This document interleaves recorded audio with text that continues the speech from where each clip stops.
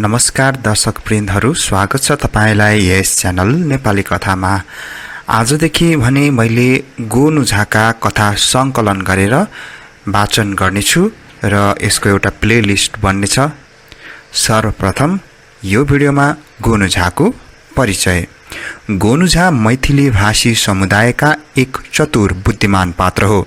उनी 13औं शताब्दीमा मिथिलाका राजा हरिसिंहका समकालीन रहेका थिए। उनी 13औं शताब्दीमा दरभंगा जिल्लाको एउटा भरौरा भन्ने गाउँमा जन्मेका थिए। धेरै मैथिली भाषामा उनको बारेमा लोककथाहरू छन्। उनलाई एक बुद्धिमान मानिसको रूपमा चित्रण गरिएको छ। गोनु झा एक गरिब किसान परिवारमा जन्मिएका थिए। उनको समयमा रूढिवादी प्रचलनहरू थिए। ठूला जमिनदारको राज थियो। प्रजाहरू उनको नियमद्वारा ग्रस्त थिए। गोनु झाले दरबारियाहरूको चंगुलबाट बचाउन महत्त्वपूर्ण योगदान गरेका थिए। उनले साधुहरूको भेषमा कपटीहरूलाई पनि समातेको किस्सा रहेको छ। उनको बारेमा मैथिली भाषा लोककथाहरू तथा गीतहरू बनेका छन्। उनी यिनै लोककथा र लोकगाथाहरूमा अनेकौं शताब्दीसम्म पनि जीवित रहेका छन्।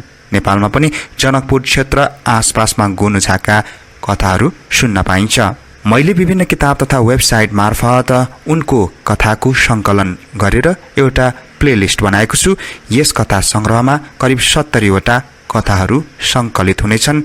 यी कथाहरूलाई नेपाली कथा youtube.blogspot.com मा पनि तपाईले पढ्न सक्नुहुनेछ।